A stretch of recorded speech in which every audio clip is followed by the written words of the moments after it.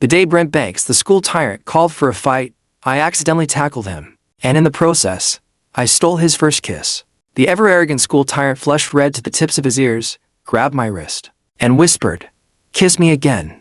I was stunned. Wait, aren't you straight? The first month of being Brent Banks' lackey, I was finally taken out to see the world. Inside the private room, the group sat face to face, each looking as if they were ready to throw hands at any moment. Feeling the tension in the air, I leaned over and whispered to my friend standing beside me, "What's the situation now?" I had arrived late because of my part-time job. He yawned lazily, completely unfazed by the standoff. "They're still negotiating. No rush." I nodded. Just as I was about to say something, a guy from the opposite side suddenly slammed his palm onto the table. "There's no way we're giving up this spot to you." The mood turned even heavier. I instinctively glanced toward the corner where Brent Banks sat. He was scrolling through his phone, looking visibly annoyed, clearly uninterested in whatever dispute was unfolding. Next to him stood his childhood friend, Michael West, who let out a cold chuckle and turned to the tallest guy on the other side. "We had a deal. Those dates belonged to us." Trying to back out now. As soon as he spoke, the air in the room grew even more suffocating. I hunched my shoulders and carefully inched closer to Brent Banks. Don't ask why. I just wanted to be near my crush. But just as I was about to successfully position myself behind Brent Banks' victory, within reach, tragedy struck. The dim lighting, an unnoticed foot in my path. Before I could react, I tripped and lost my balance. And the worst part, Brent Banks had just stood up.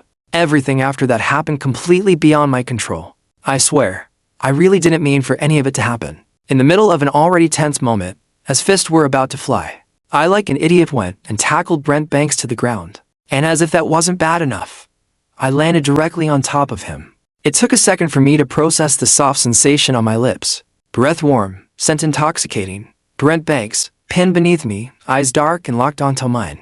Oh, I'm going to die an ugly death. A moment ago, the room had been filled with shouting and people rolling up their sleeves, ready for a fight. Now, complete silence. Everyone had frozen in place, their eyes wide in disbelief. Then, the sound of sharp intakes of breath filled the room. No need for explanations.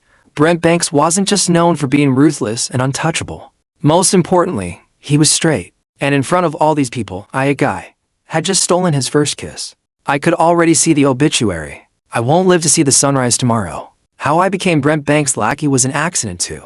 It all started when I was delivering a love letter for my cousin. Somehow, I also accidentally delivered my own love letter, right into the hands of my secret crush Brent Banks, the school tyrant. Had it been anyone else, it wouldn't have been a big deal. But Brent Banks? He was straight and homophobic. If he found out a guy in his class liked him, I was dead meat. So, in a desperate attempt to retrieve the letter before he saw it, I managed to weasel my way into becoming his lackey. Brent Banks wasn't the type to read random letters. But still, if he accidentally read mine, I wouldn't even know how I died. A month had passed, and I still hadn't gotten my letter back. But I had managed to make a complete fool of myself in front of him several times. And now, I had just stolen his first kiss, in front of a crowd. To panic, to notice. I hadn't realized that Brent Banks' hands had been resting on my lower back the entire time.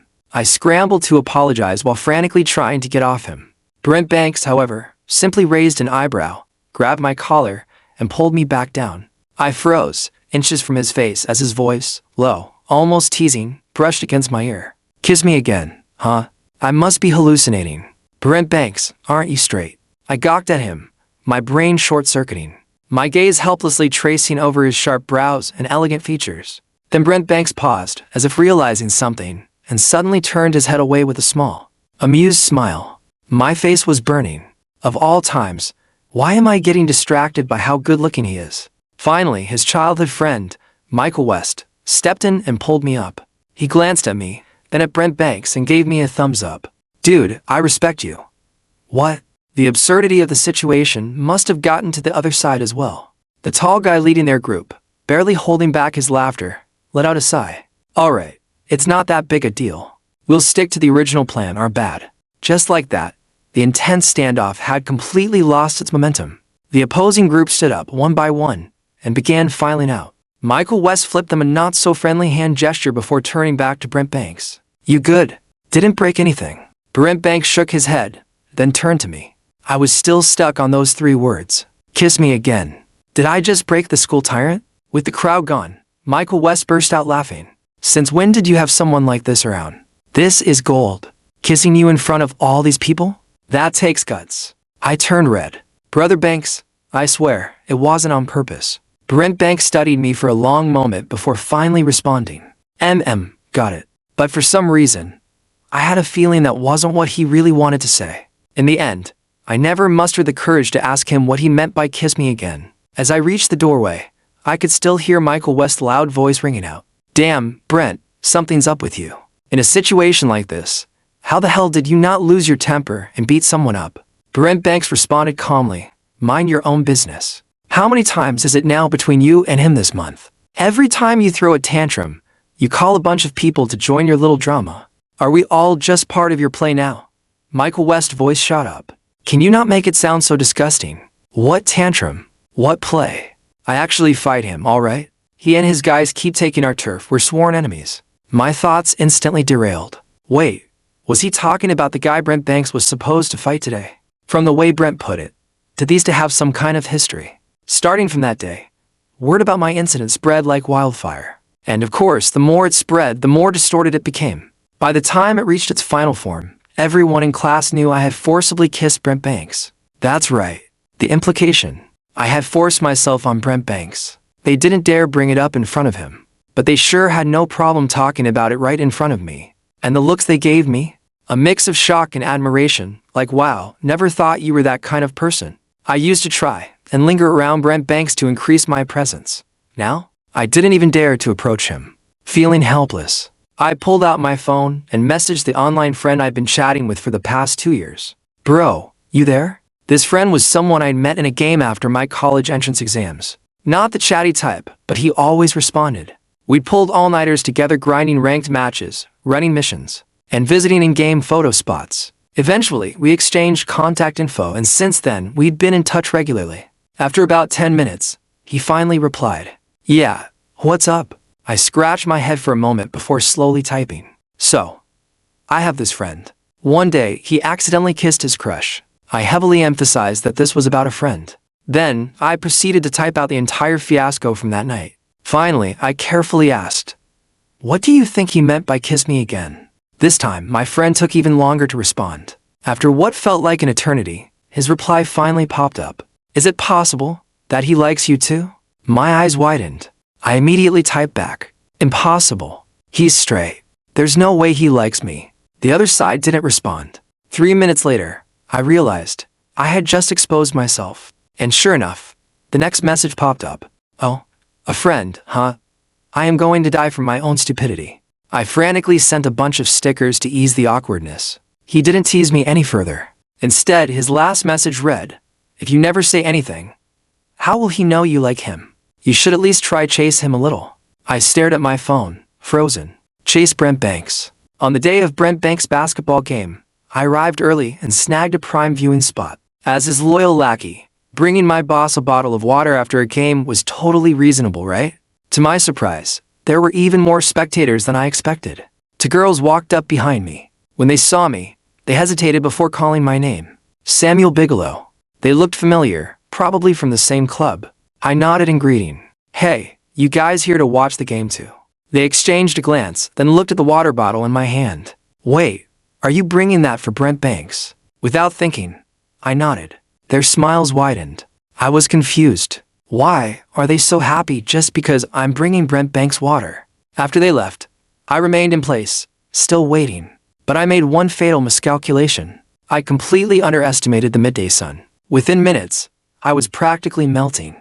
Brent Banks was still playing, and it looked like he wouldn't be done anytime soon. In the end, I couldn't hold out and cracked open the bottle, taking a few sips. There was a vending stand nearby, so I figured I'd just buy him a new one before he came off the court. Just as I finished drinking and was about to go get a fresh bottle, a voice called out to me from not too far away. Samuel. The voice was slightly uneven, tinged with light panting. I turned around, only to see Brent Banks walking toward me. Startled, I quickly greeted him. Brother Banks. He caught his breath, his gaze dropping to the bottle in my hand. You brought this for me. I instinctively answered, yeah. The moment the words left my mouth, I realized I had already drunk from it. How the hell was I supposed to give it to him now? Just as I opened my mouth to say I'd buy a new one, Brent Banks had already taken the bottle from my hand. It's fine. I'll just drink this one. And then, right in front of me, he unscrewed the cap and took a swig. My face exploded into a deep shade of red. Suddenly, I found myself unable to look him in the eye. The awkward silence stretched on until Michael West appeared. Fanning himself dramatically, he leaned against Brent Banks and grumbled, "Dude, you disappear the second you get off the court. I've been looking all over for you." Then, without hesitation, he reached for the bottle in Brent Banks' hand. "Here, let me have some. I'm dying of thirst." Before his fingers could touch it, Brent Banks shoved the bottle back into my hands. "Go buy your own. And don't cling to me. It's hot." Michael West gawked at him, pointing an accusatory finger as he prepared to launch into a tirade. Until, thud, a water bottle was tossed into his arms. I turned to look. It was the tall guy from the opposing group that night in the private room. Michael West snorted and started walking toward him. "Wow, some best friend you are, Brent. My sworn enemy treats me better than you do." Brent Banks remained indifferent. "Careful you don't end up falling for him instead."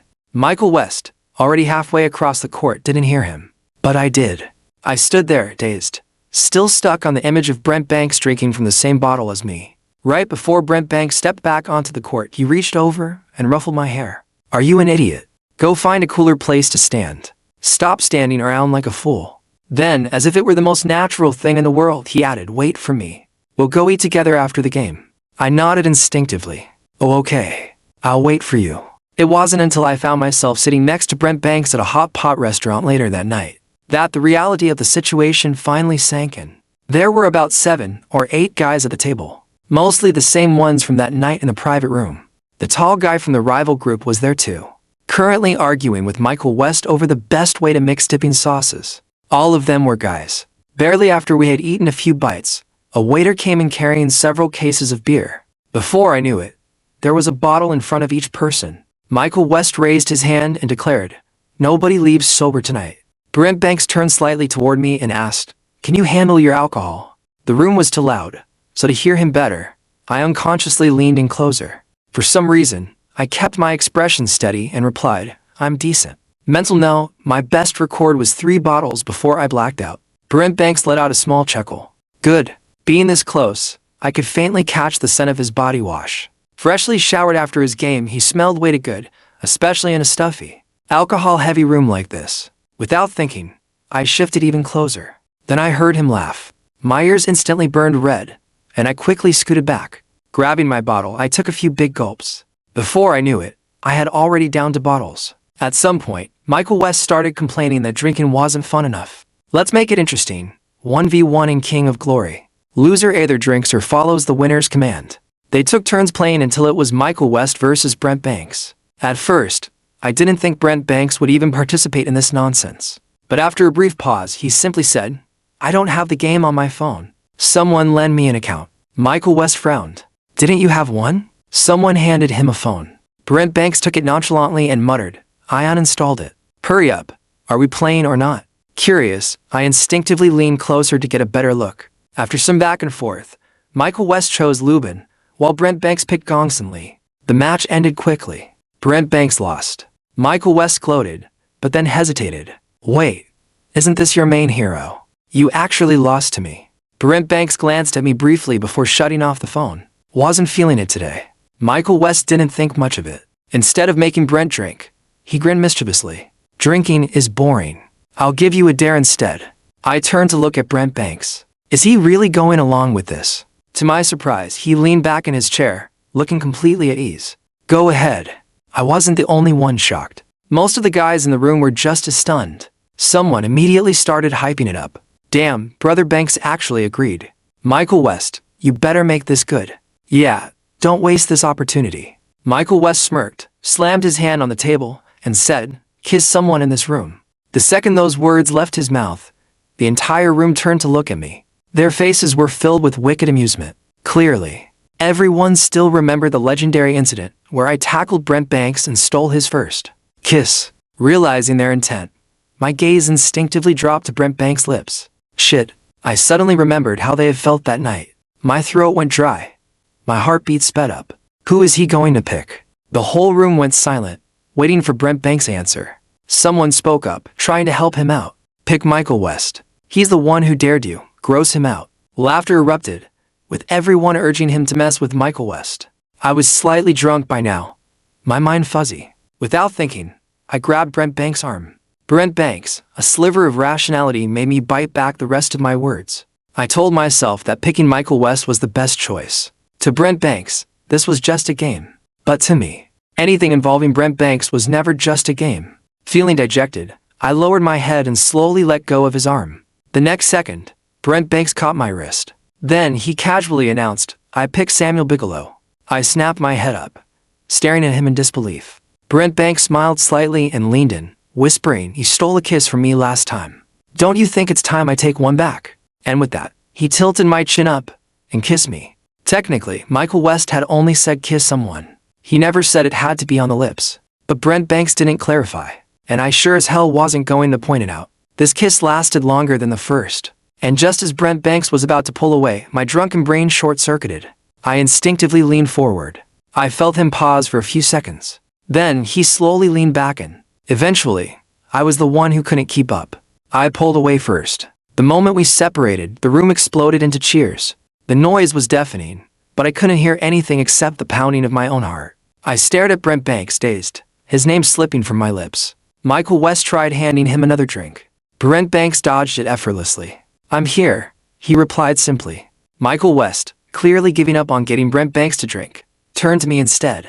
"Samuel, ever since you tackled Brent that night, I knew you were something else. Come on, drink with me." I couldn't refuse, so one drink led to another. By the end of the night, I was completely wasted.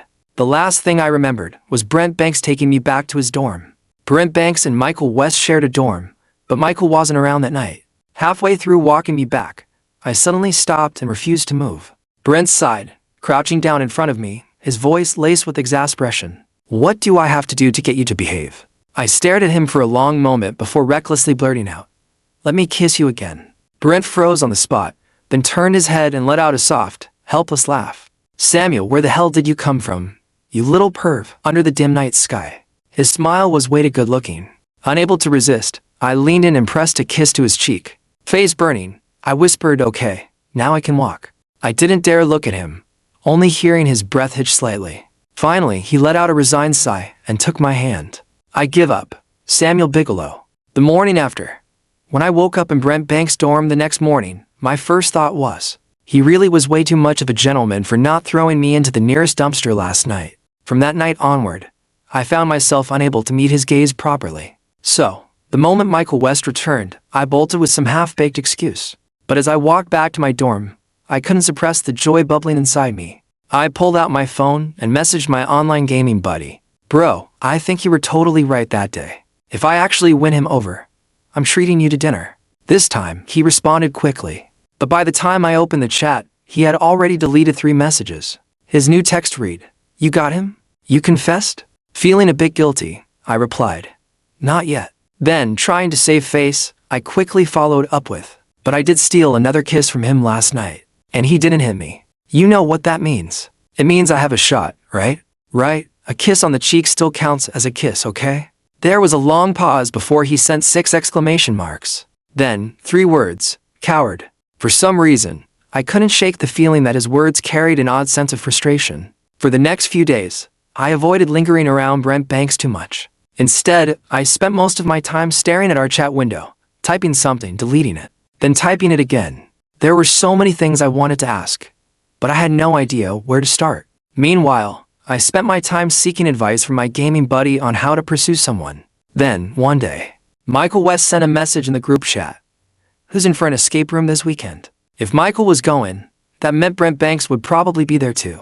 As I debated whether to join, Brent's message popped up in our private chat. "Michael wants to do an escape room this weekend. We need more people. You in?" Hesitating for even a second would have been a crime, so I typed back, "I'm in." Brent replied almost instantly, "All right, I'll pick you up tomorrow, we'll go together." I stared at my phone, grinning uncontrollably. "Okay." As I basked in the excitement, my dorm mate John walked in. For some reason, from the moment he arrived at school, he had never liked me. The hostility was mutual. Over time, I stopped bothering with him altogether. He glanced at me, then sneered. "Walking in to see someone smiling at their phone like that. Must be in love, huh?" I ignored him, locking my phone and heading for the bathroom. Apparently, my indifference really got under his skin, because he scoffed and set his book down. Samuel, don't say I didn't warn you. Lately, there's been a lot of talk about you and Brent Banks from the business school. Then, with a mocking tone, he added, "Tell me you're not actually gay, huh?" My expression darkened. "What's it to you?" Sensing the tension, our other two roommates quickly tried to smooth things over. "John, what the hell?" Apologized to Samuel. "You know how rumors work." "Exactly. People already clarified that it was just an accident that night." John let out a cold laugh. "He better not actually like Brent Banks. I sure as hell don't want to share a dorm with some disgusting gay guy." That was it. I clenched my fist, ready to swing, only to be held back by the other two guys. John shot me a smug look before walking off. Our roommates reassured me to ignore him. I nodded and told them to get some rest. Honestly, John's words didn't affect me. He always had a foul mouth. By the next morning, I had completely put him out of my mind, especially when I saw Brent Banks waiting outside my dorm. Something had changed. Ever since that night, I no longer liked calling him Brother Banks. Whenever I saw him, I had the urge to call him by name. Today, he was wearing a black jacket, a crossbody bag slung over his shoulder, head lowered as he scrolled through his phone. His whole aura was youthful, laid back. Something stirred in my chest. "Brent." He lifted his head and met my gaze, replying softly, We were the last to arrive at the escape room near campus. Michael West and 3 other guys were already there. Sure enough, the tall guy from before was there too. He seems to always be around whenever Michael is involved. Once everyone was gathered, Michael chose a horror-themed escape room. Then, grinning smugly, he turned to Brent. "I heard this one's terrifying. If anyone's just scared, don't force yourself. Brent, if you get scared, just call me Big Bro and I'll protect you, okay?" Brent's expression remained unchanged. "Worry about yourself." Michael was about to retort when the tall guy behind him suddenly grabbed his hand. "Michael, Big Bro, I'm scared." Everyone, including the escape room staff, froze. Michael's face turned a very suspicious shade of red. His voice wavered. "Oh, well, since you called me Big Bro, I guess I'll have to protect you." I glanced at Brent Banks. According to Michael's logic, he seemed to be pretty afraid of this kind of thing. Noticing my gaze, Brent looked at Michael, then seemed to realize something. He reached for my hand and pulled me to a stop. Since we were already at the back of the group, we naturally lagged behind. "What's wrong?" I asked. Brent lowered his eyes and in a tone that was almost convincing, whispered, "Big Bro, I'm scared too." My heart nearly jumped out of my chest. It took me a full few seconds to process. Then, on instinct, I tightened my grip on his hand. "Don't worry, I'll protect you inside." He chuckled. "All right." The deeper we went, the darker it became. At some point, the staff member guiding us had disappeared. No one knew that Brent Banks and I had entered the escape room hand in hand. The escape room was surprisingly well done, both in terms of atmosphere and set design. Despite being a group of clueless guys, we somehow managed to crack the puzzles one by one. That is, until the final task, where the people had to go into another room to find the key. In the end, Brent Banks and I were the ones who went. The others stayed behind to continue solving puzzles. The moment we stepped out, an NPC suddenly rushed toward us. My heart skipped a beat. Without thinking, I grabbed Brent Banks' hand and bolted. In our panic, I pulled him into an empty, open room. We squeezed into a corner, hidden behind a curtain. The space was tight, and both of us were still catching our breath. As the adrenaline faded, I realized just how close we were. So close that our breaths mingled in the dimly lit room. The thoughts I had been suppressing for so long started to resurface. I couldn't hold back anymore. "Brent." We were about the same height, so when he turned to me, his voice was soft. I opened my mouth, then closed it. Over and over. I didn't have the courage to say the words I had prepared. What if, after this, we couldn't even be friends? What if he started to hate me? But then I remembered what my online friend had told me. If you never say anything, how will he know you like him? Conflicted, I called his name again. This time, he didn't answer. Instead, in the dark, I heard him let out a quiet sigh. Then he stepped forward, closing the distance between us. His arms wrapped around my waist. I froze. His voice was lower now, almost coaxing. "Samuel, I'm right here, standing right in front of you. What do you want to say?" He was too gentle. So gentle that he didn't feel like the Brent Banks I knew. To everyone else, Brent Banks was cold and untouchable, always looking for trouble. But to me, he was unexpectedly warm. All my hesitation disappeared. "Brent, I like you. That day, when you told me to kiss you again, did it mean you like me too?" Even now, I still vividly remembered how he had grabbed my collar, smiling as he said those words. The moment I finished speaking, Brent let out a soft chuckle. His breath was warm against my ear, sending a shiver down my spine. My face instantly turned red. I thought I was obvious enough back then, he murmured. My heartbeat grew erratic. Then his voice, low, slightly hoarse, brushed against my skin.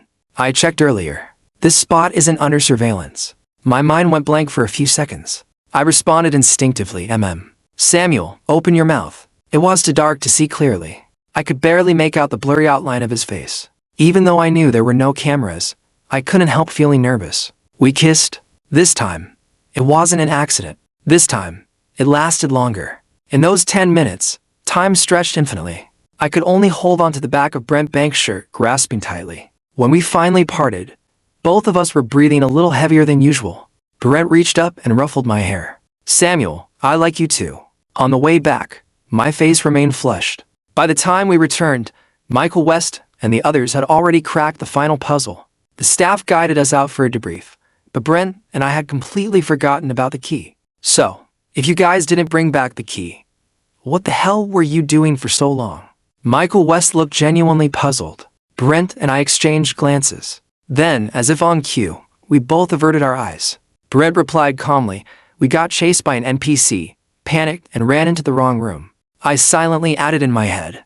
And then we made out. Hearing Brent speak, I finally dared to look at him. That's when I noticed his expression looked a little off. His ears were red. Not just his ears, his lips too.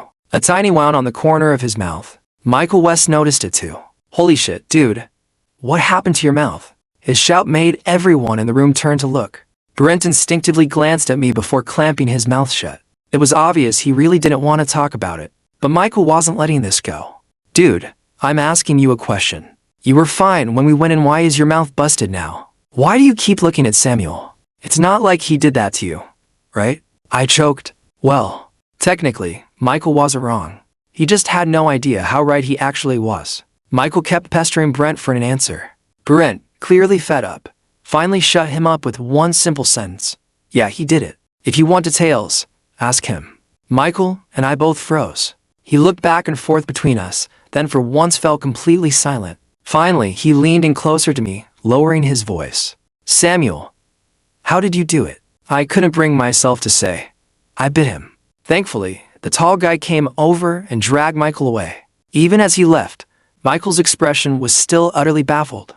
Brent and I returned to the dorm together. We didn't talk much, but our hands, once linked in the darkness of the escape room, remained entwined the whole way back, hidden beneath the cover of night and clothing.